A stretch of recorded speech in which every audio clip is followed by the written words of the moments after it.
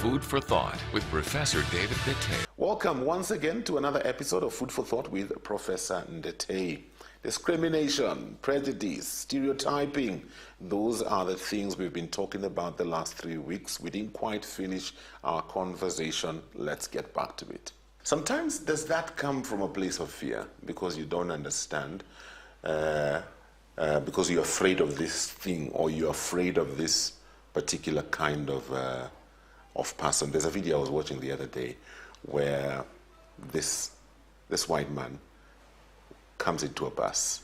Yes. And it was an illustration. It was not a real situation, but they were trying to put across a point. Yeah. So there's a black man seated on one side and there's a white man seated on the other side. Those are the only two seats available. And he looks at the black man, and from his reaction you can tell he's afraid, maybe because of what he has had, Yes. or the perception that has been created about black people. So he sits with the white person, thinking he's safe. The white person is the one who mugged him and snatched his bag and got off the bus. You know, and so I'm saying that to say sometimes do we behave that way because we are coming from a place of fear, maybe because of things we've been told or situations we've found ourselves in before, and so we make this judgment that this type of people are like this. Yes, there's an element of truth in that, because if you have been, say, mugged by a white person, that there was a time I was mugged by a white person, actually in the US, and called a nigger. That was some time back. Oh. Yes, actually in Boston. And I think every time I went back to Boston, and that thing kept on getting back into my mind, that I was done this by a white person. Yeah. But then again, in a totally different situation in the US, I was mugged by a black man. Oh. Yeah. and so basically what we are saying is, at the end of the day, yes, when you are traumatized, that thing that traumatized you brings memories of things in the past. Yeah. But then we should not take that one to generalize to other people in the same group. Some of the kindest men, people I have ever seen on this planet Earth, some of the people who go out of their way to help people are actually Americans and white Americans, generally, because they are the majority. Yeah. So if me, I come from Mukamban. That's where I was born. I had no choice. Yeah? Yes. But if I have a personal problem with you, don't say, oh, Kambas I like that. are like that. Because they are not. It's me as an individual. Yes. Is it possible for you to see me as an individual? Yes. Yeah. If you, I don't know exactly where you come from, but I think your home is in Busia. Butere. Butere. Yes. I cannot say if I have a personal issue with you, I am not going to say Butere people. I like. If I have a personal problem with you as a pastor, am I going to say all pastors are bad? No. That's one we face a lot. Yes. Pastors. Yes. Even places you go to and you don't want to introduce yourself as a pastor. Yes. Because the moment you say you're a pastor, people's demeanor changes. Oh, how? Yes, the way they react around you changes. Yes. Yeah. I've been in many forums where I get in there, I just introduce myself as James. James is my name, James Okumu. Yes. What do you do? I work for Family TV. Yes. I don't tell them I'm also a pastor. Yeah. And we talk, and later on when they find out I'm a pastor, they become shocked and they say you're a very different pastor. And I ask them why. They say, oh, you're so free with us. And I ask them, had I told you before that I was a pastor, would you have been as free with me as you're free with me now? Yeah. And maybe that's why you find pastors behave differently. Yes. Because when they say they're a pastor, you take a certain posture. You become defensive. You look at them with a certain mindset because of what you've heard about because pastors. of what you have heard. Yes. Yeah, that is a prejudice. And it leads to discrimination. So stereotypes, Yeah. you must behave in a certain way. Yeah. You prejudge people, you prejudge the group, you prejudge individuals, and then you translate that into behavior. You start discriminating. Yeah, that is a sequence. Oh, that is how the three terms are connected. Yes, it's not stereotypes towards the end. It is prejudice. Yes. It is Stereotypes, prejudice, discrimination. Discrimination. Tell me about this one, Professor.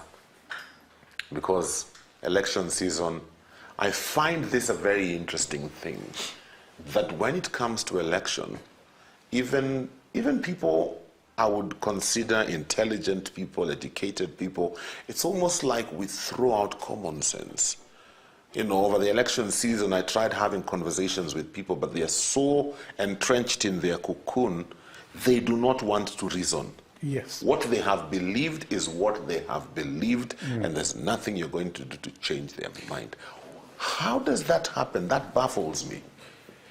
Well, two things. Number one, it tells you the power of prejudice. That goes beyond any reason. Yeah. Or any reasoning. Oh, yeah. That goes beyond way out of completely to see only the negative sides. Does not see the positive side about this individual as an individual. Yeah. And therefore, if you belong to a certain tribal group, then you must be like this, and you are like that until you prove yourself otherwise, or until I get evidence. And you are not, of course, going to look for the evidence. Yes. The interesting thing is what you say is absolutely correct. That even the elite, even the most educated, even the one you think should know better, they are the one who will talk about these who are so much prejudiced to the point of being completely, as it were, out of mind. And if you try to argue with them, they don't want to listen. They don't want to listen. In fact, they start shouting at you. They call you names. They call you names. They call you names. I just told you I was somewhere this morning, and don't ask me. That was for me. Yes. That this morning, and I was this group of, let me not say, and I just sat there reasoning, arguing about the elections and the kind of vitriol coming from this group, again this group, this elitist kind of. Yes. It was amazing. I said, let me go back to the office. The pastor is, this is what I'll be talking about. It is there so clearly demonstrated. So I think, as I said, there is hope. Thanks to the young generation who are seeing things in a slightly different way. Yeah. Many of them don't even speak their mother tongues. It's coming up. It's part of life. They see life in a slightly different way. And they are our future. Since they are our future, and this is the way they are saying things, then definitely we have a future. Very true. These people who behave the way they behave because of the way they have been brought up, we just tolerate them. In fact, just forgive them. Just forgive them. Just forgive them. Because they don't know. They think they know, but they don't know. They don't know what they're doing. They don't know what they are doing. Actually, forgive them. Just forgive them. It's a question of time. I have told you in UK, you can't call a person black or call him Muhindi or whatever, or Arab or whatever. It's a crime. So what do you call somebody? You just use their name? Yes, just their name. Use their name. Don't bring in color or ethnicity. Don't bring any color.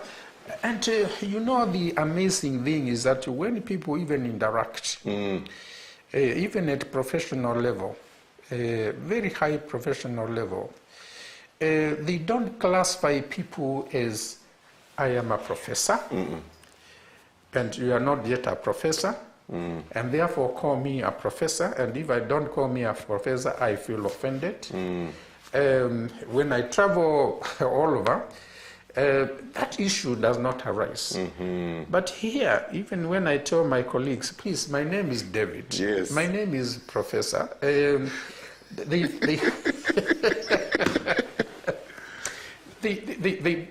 just don't get it. Because it's the way we have been inculcated. Can I see you as an individual with your own good qualities, even if you are a pastor? And I'm glad that you approach to that group, that you went and talked to them. I think at the end of the day, Pastor, you witness to those people in a more powerful way, that you can be a pastor who can interact with other people as an ordinary person, without carrying this cloud of I'm a pastor or something like that. But I really don't want to go into that too much, because we, in this country, we have archbishops, bishops, we have the right reverend, the most reverend. Most reverend. I think I may be getting into a dangerous area. You might be getting into a dangerous one. That one, people take it so personally. I've never really understood. Because sometimes, even when I'm interacting with people who know me and they know I'm a pastor, and they call me by my name, James, or Jemo. Most people call me Jemo. Okay, I'll be calling you Jemo now. And they feel like they've done something so wrong. Oh, yeah. Oh, I'm so sorry. I'm so sorry. Sorry about what? That's my name. Yes. The other one is just a title. Yes. It's a title. And for me, it's more of a function. Yeah, because if I'm not functioning, then I don't deserve the title. Yeah. So the point we are trying to make is that prejudice and treat me like this because I belong to this. And if you don't treat me like that, then in a way you are discriminating me, you are not recognizing who I am. That kind of thing. It is so pervasive. Think about it. I mean, it's everywhere. In professions, in religion, in politics, in jobs. I have two beautiful yellow shirts. Yes. And because in this foundation, we have quite a number of people. And we hire on merit. And there are people from all over. I decided I am going to put my yellow shirt. And I'm not coming to the office. Because people then start saying, you belong to that. Yeah, I would even ask you, why have you come in a blue shirt, in a blue suit? In a blue suit, Yeah. And people might see that. Very true. Unfortunately. Well, our time is up. I'm sure the things we're talking about are things you can identify with, especially because we are just coming out of an election season, and it was a heated election season. So many things said. Just go to people's Facebook pages. You see the kind of things they were saying, or even your own Facebook page. We discriminate people. We put people in a box. It's not good. We need to look at people as individuals. Well, until next week, have a good day. Food for Thought with Professor David Bitte. Thank you for watching. Remember, subscribe to our YouTube channel so that you can get notified whenever we upload new fresh content every day. Stay tuned and enjoy fresh, uplifting content.